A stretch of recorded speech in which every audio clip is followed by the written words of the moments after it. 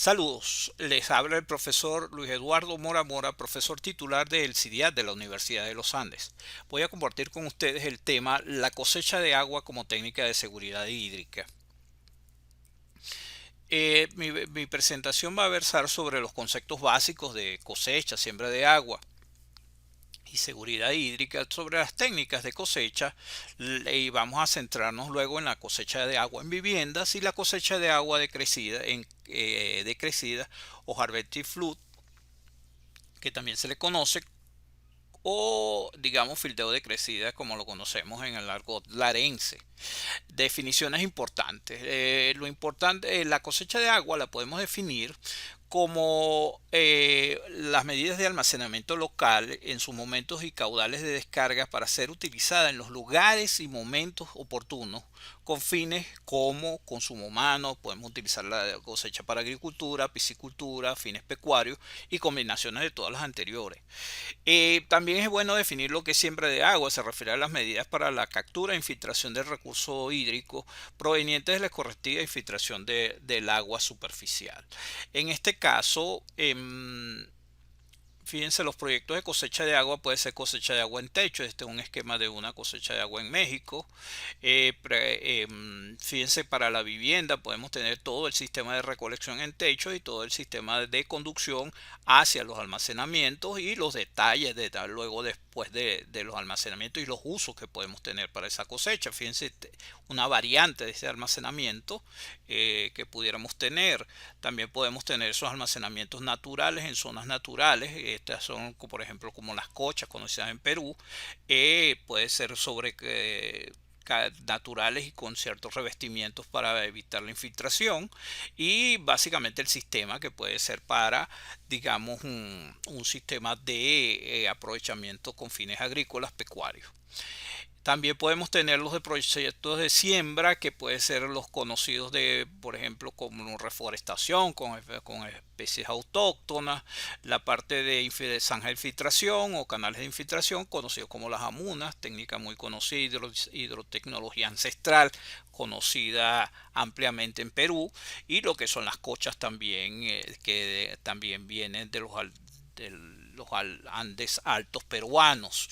Fíjense que también las cochas pueden servir, o las lagunas pueden servir para infiltración, favoreciendo así, digamos, el flujo y la provisión de recursos subsuperficiales. La seguridad hídrica, por su lado, la definimos porque es como la disponibilidad confiable. Por eso que la cosecha nos ayuda, porque básicamente nos da confiabilidad de una cantidad y calidad aceptables de agua para la salud, los medios de vida y la producción de bienes y servicios, junto con un nivel aceptable de riesgo. La cosecha disminuye el riesgo de no disponer del recurso, ¿verdad? Relacionados con el agua. Esta es una definición que tomamos precisamente de Gray y Sadoff, que es citado entre otros por GWP.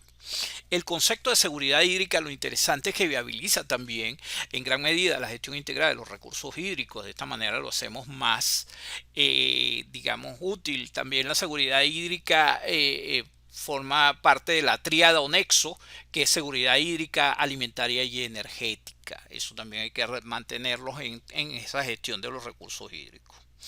Eh, eh, una cosa importante también es que, fíjense, en sequías intensas, básicamente, y prolongadas, las sequías se nos convierten en sequías socioeconómicas. ¿Por qué? Porque de alguna manera tienen un impacto también altísimo en los costos económicos, tanto para las personas que sufren de sequía como para los organismos que tienen que suplir esa sequía, porque entonces ahora se trata de acarreos los cuales tienen unos altos costos, digamos, de provisión. Esa es una acción que deberíamos tomar solo como emergencia. Sin embargo, en algunos sistemas del país, ustedes lo saben, esto se ha tomado como práctica común por la incapacidad del sistema de suplir agua a las poblaciones vulnerables. Pero fíjense, entonces tendríamos los acarreos, los almacenamientos, el bombeo como, digamos, costo intermedio, y por supuesto la provisión en redes, que es la que le damos prioridad en los sistemas de abastecimiento de agua potable. Entonces, Ojo con esto, con los costos relativos en función al sistema de distribución. Otra cosa que es interesantísimo es lo que nos presenta Halle-Gates. Halle-Gates dice, nos habla de las medidas no regret o sin arrepentimiento, que es una acción se denomina sin arrepentimiento o no regrets si la decisión misma de efectuarla no ocasiona alguna pérdida o daño, o bien si el riesgo para la cual fue diseñada no se manifiesta. ¿Ok? La cosecha de agua nos sirve como para adaptarnos también al cambio climático por eso, porque básicamente la utilizamos para, digamos, que nos ayude a nuestro proceso común, pero si vienen sequías intensas y prolongadas producto del cambio climático, también nos adaptamos a ese cambio. Las medidas sin arrepentimiento tiene otras razones para efectuarse. Finalmente es una medida, se debe asociar a una acción sin arrepentimiento a la acción de un seguro global, una vacuna polivalente. Así bien, también la cosecha se ha demostrado que las civilizaciones que han sido sometidas a climas extremos han desarrollado culturas de cosecha de agua, han sido las más resistentes a migraciones masivas y se han adaptado a los cambios extremos en sus regiones. Además recalcan que es necesario observar estas técnicas milenarias desarrolladas para nuestra sobrevivencia frente al cambio climático en el futuro. Entonces, en este sentido, la cosecha de agua es una medida sin arrepentimiento y las cuales son acciones primarias para afrontar la alta incertidumbre frente al cambio climático. Entonces tenemos cuáles son las técnicas autógenas de cosecha de agua, sobre todo que utilizamos en zonas, digamos, que tienen poca disponibilidad de recursos, ¿verdad? Podemos utilizar pozos, galería de infiltración, podemos utilizar microcapturas, cosecha en techos y macrocapturas. También podemos utilizar la captura de eventos de crecidas en el lecho y sistemas de derivación de crecidas. Esos que marco en rojo son los que vamos a trabajar en esta, digamos, exposición. Las microcapturas pueden ser lagunas, microreservorios, bancos en terrazas, presas de control. También las macrocapturas pueden ser los más grandes embalses o sistemas de conductos en laderas. Y la captura de eventos de crecida son sistemas de diques en terrazas y presas de captura de crecida como este detalle que les muestro acá. Bien, ¿qué necesitamos para cosechar de agua? Bueno, para cosechar el agua, bueno, primero tenemos que establecer la demanda, ¿verdad? Si es consumo humano, pecuario o son todas las anteriores. Para la oferta, si vamos a trabajar con agua de lluvia o con cursos intermitentes o ambas cosas, ¿ok? También de poder definir los espacios que tenemos disponibles, dónde vamos a cosechar, qué área vamos a utilizar, todo esto. Y con qué datos se cuenta, con topografía, los datos de precipitación y escorrentía. Fíjense también la dinámica, por ejemplo, de los cultivos hay que tomarlos en cuenta y la dinámica, por ejemplo, de los animales, pues si es para caso de abrevadero. En el caso de cosecha de agua en viviendas, vamos a utilizar los techos, ¿verdad? Como para capturar por su gran superficie, podemos de alguna manera aprovechar esa superficie de captación y en almacenamiento. Este es un detalle que tomo de JICA, una guía muy interesante para Ecuador del 2015, pero que nos puede servir para, digamos, ver todos los detalles cuando estamos llevando este tipo de técnicas a nivel de predios rurales. ¿Ok? También la oferta la podemos determinar para una probabilidad del 90% de probabilidad de excedencia. Podemos hacerlo, esa oferta, digamos, dibujando en papel, digamos, de probabilidad normal y encontramos para el porcentaje de excedencia para el 90% la lluvia anual que nos da ese tipo de que podemos entonces encontrar que lluvia media anual que lluvia anual podemos tener para esa probabilidad de excedencia. También podemos tener programas, digamos, para decir cuál, como el que tenemos en el CIDIAD elaborado por el profesor Roberto Duque, que lamentablemente desde el mes de enero de este año ya no nos acompaña. Eso ya podemos determinar entonces qué lluvia en función a datos que tengamos de precipitación. Después ahora de la demanda si es para consumo humano podemos hablar de 50 litros, 100 litros persona día y 200 litros persona día según los análisis específicos. El análisis de oferta-demanda se hace por balance, por reserva de masas acumuladas, ¿verdad? Que básicamente vamos a trabajar, esto es un enfoque clásico, los máximos absolutos de déficit y excesos, ¿ok? Esto lo vamos a ver en la figura siguiente, como esta que les muestro. En este caso estamos graficando la oferta, ¿ok? La oferta de agua, de lluvia en, digamos, en un año. También podemos hacer la oferta igual a la demanda y entonces como esta línea roja es la línea de demanda. Digamos, cuando la demanda es mayor que la oferta, pues se nos está vaciando el reservorio, y cuando digamos, la oferta es mayor que la demanda, básicamente se nos está llenando el reservorio. La sumatoria de esos dos valores es lo que determinamos como el volumen del reservorio, ¿ok?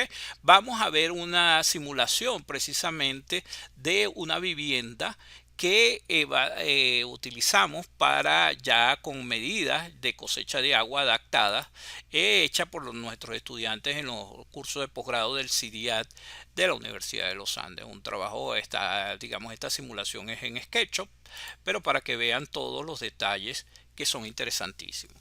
Primero, fíjense la adaptación de esos almacenamientos para que no creen impactos visuales negativos. Entonces podemos adaptarlos bien a, digamos, la dinámica de la vivienda. Otra cosa que es interesante, podemos utilizar la vivienda, la cosecha de agua para huertos familiares, y podemos improvisar espacios también para cosechar agua, por ejemplo, como ese techito que ven ahí, y en una vivienda, digamos, en este caso estamos simulando una vivienda, digamos, de tipo clase media, pero pudiera ser muy bien una vivienda rural. Esto por el diseño que hicieron los muchachos, digamos, un diseño arquitectónico interesante, pero sin embargo estos detalles se venden muy bien, se socializan muy bien, ¿ok?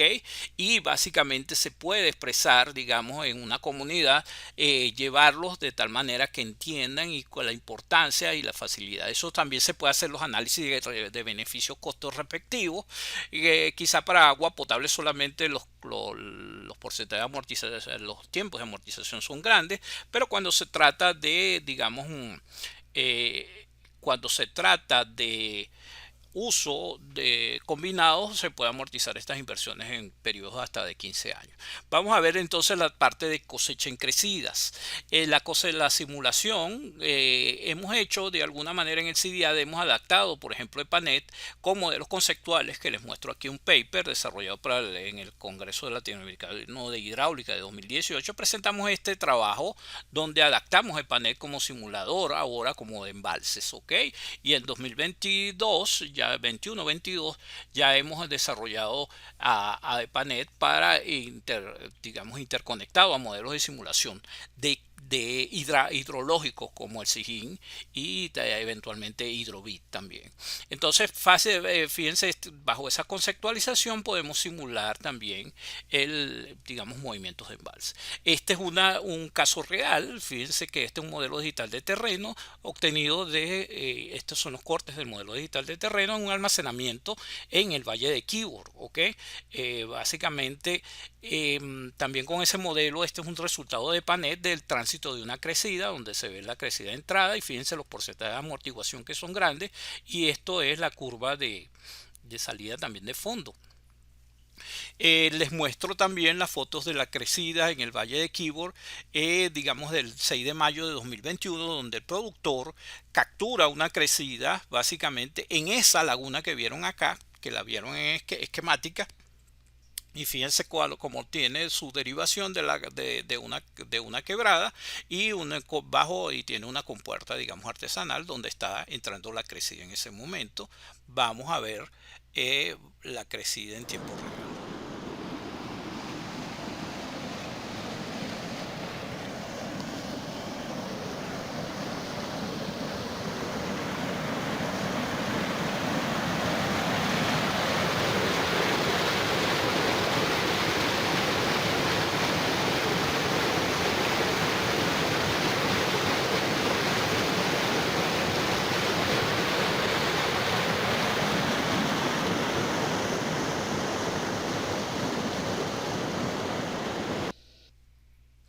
Esto es precisamente la captura en el Valle de Quibor de una crecida del 6 de mayo de 2021, lo que para nosotros muchos es un gran problema. Las crecidas para los productores en el Valle de Quibor, digamos, una bendición. Entonces, para ellos están adaptados, están en tiempo real en el campo capturando la crecida, esperando que llueve, y cuando vienen esos eventos extraordinarios, siempre están en el campo porque saben que con esa agua pueden, digamos, les puede ayudar mucho a sus actividades productivas. Bueno, en conclusión, la cosecha de agua es una hidrotecnología ancestral desarrollada por los diferentes pueblos del planeta. Es una medida resiliente y sin arrepentimiento para la adaptación al cambio y la variabilidad climática. Es un servicio ambiental de alta socialización con experiencias autóctonas en Venezuela, y en el CIDIA de la Universidad de los Andes hemos desarrollado útiles tecnológicos para el apoyo y la utilización extensiva de estas técnicas, y también digamos, para ayudar al proceso en proyectos y procesos de, digamos, investigación y aprendizaje. Bueno, muchas gracias. Le habló el profesor Luis Eduardo Mora Mora, profesor titular del CIDIA de la Universidad de los Andes. Esta es mi dirección de correo para cualquier consulta.